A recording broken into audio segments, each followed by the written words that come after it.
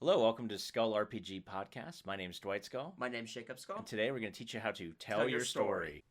So, Dwight, since we've already talked about our idea and we fleshed it out a little bit, what we need to do now is tackle the subplots. Sure, and the main plot as well, right? Mm-hmm. So how we develop plots and subplots and kind of why you should do it, and then we'll do it directly. So a plot, if you remember back to your whatever grade you were in elementary school and high school when you talked about this sort of stuff, is basically defined by a major conflict and the stuff leading up to the conflict and then the quick resolution afterward. It kind of looks like a very slow, huge wave that then quickly terminates.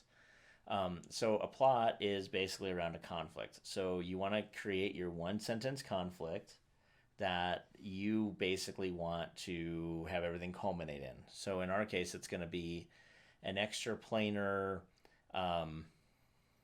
entity has sent agents to your world, your plane, to cause the two biggest kingdoms, the two superpowers, to fight against one another so that they can deplete their own resources, so that now the world is primed for that extraplanar person to open up a portal and send in their own armies of demons or devils or angels or whatever. It could be elementals, it could be anything. It doesn't matter what it is, but something from not our world is going to invade.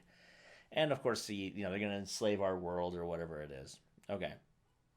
So you have that one sentence conflict. And yours obviously will probably be different, but each one sentence conflict is very helpful.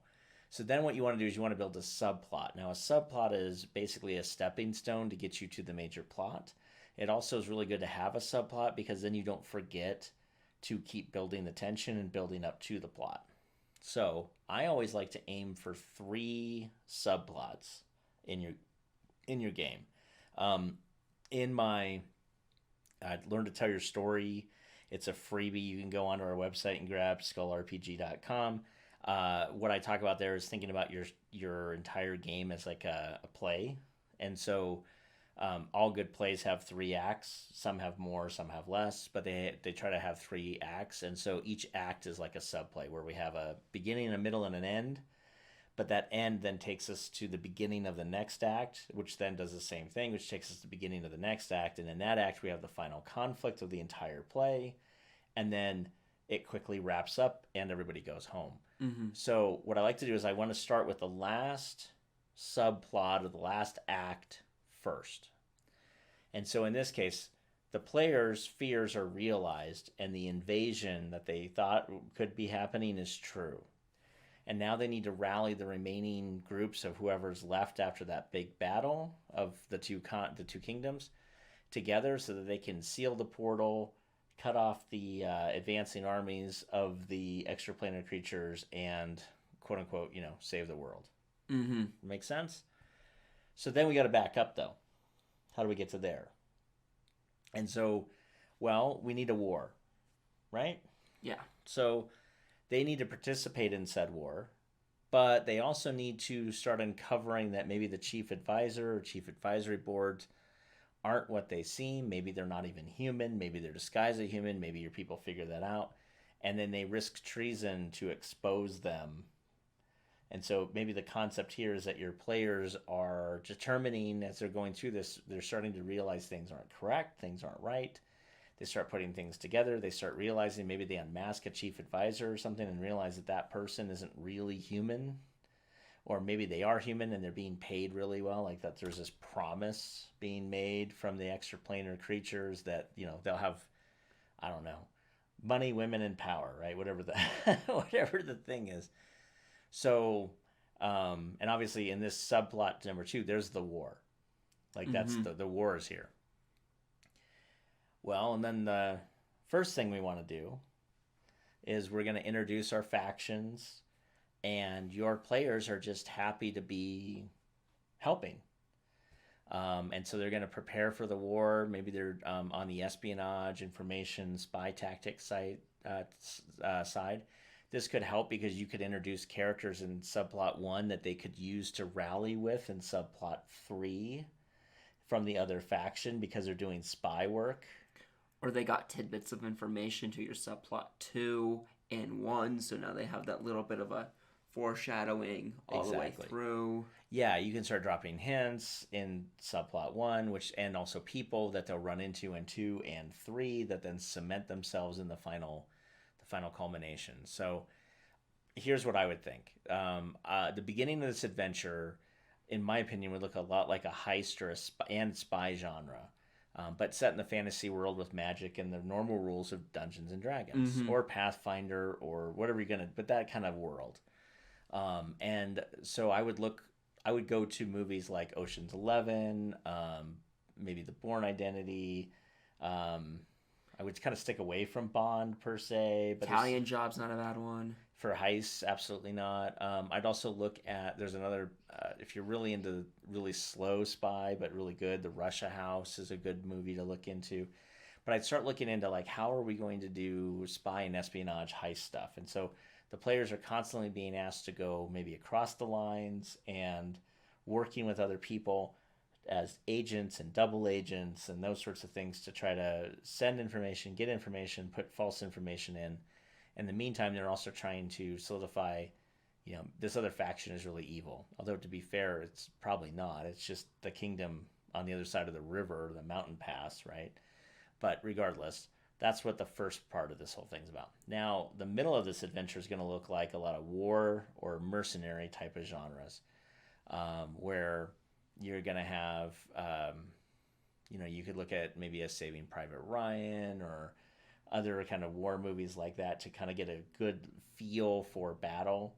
You might have a couple of big battles where they're involved. Not that they're running the show, but they're involved in their little quadrant of it, and they can kind of see that war is maybe not as awesome as it is depicted as, a lot of death, destruction, those sorts of things.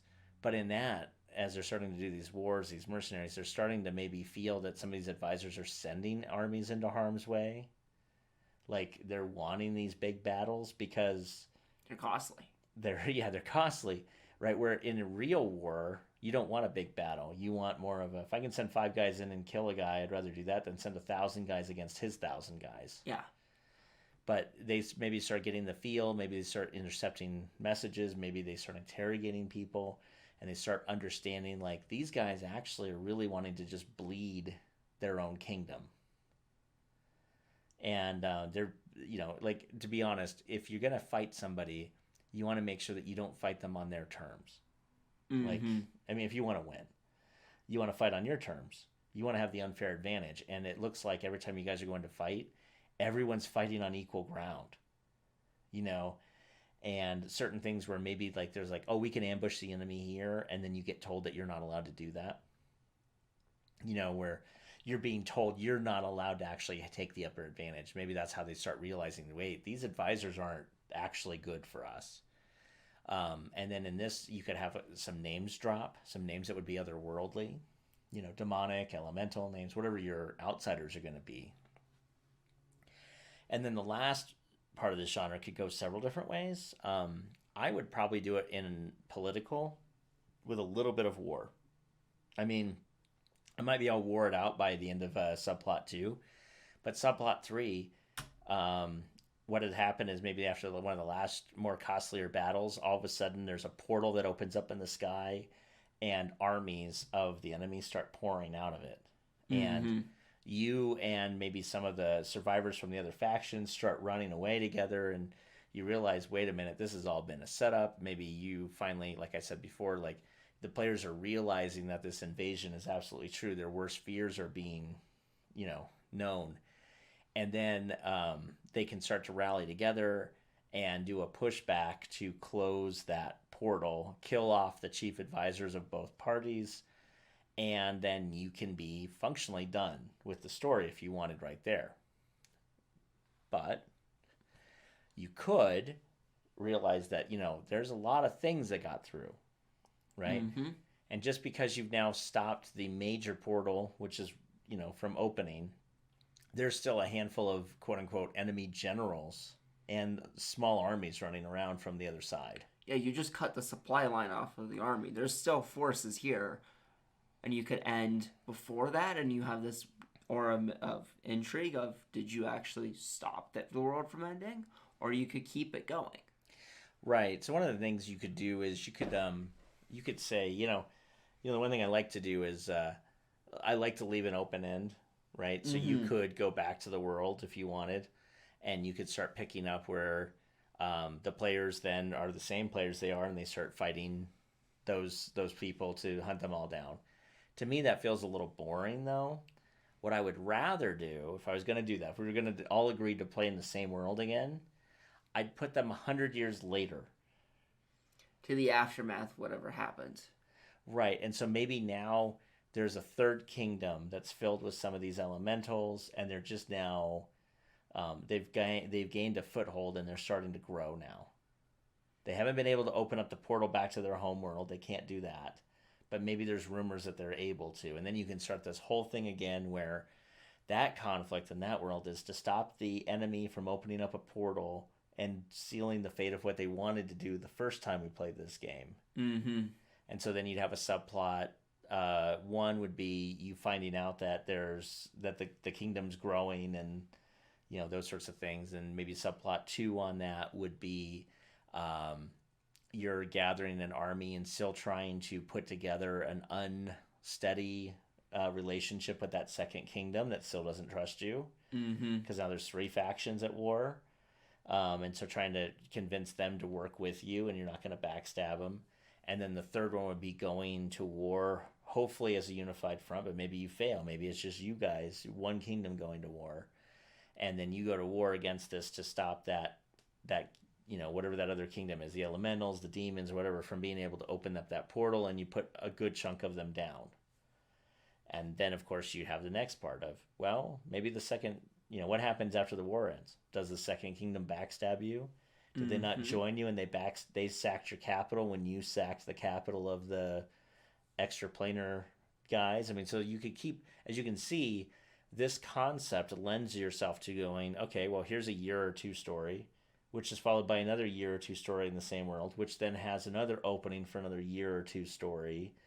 And you could keep playing in the same world where you're just advancing time and looking at natural outcomes from the players' decisions Yep. and their successes and their failures.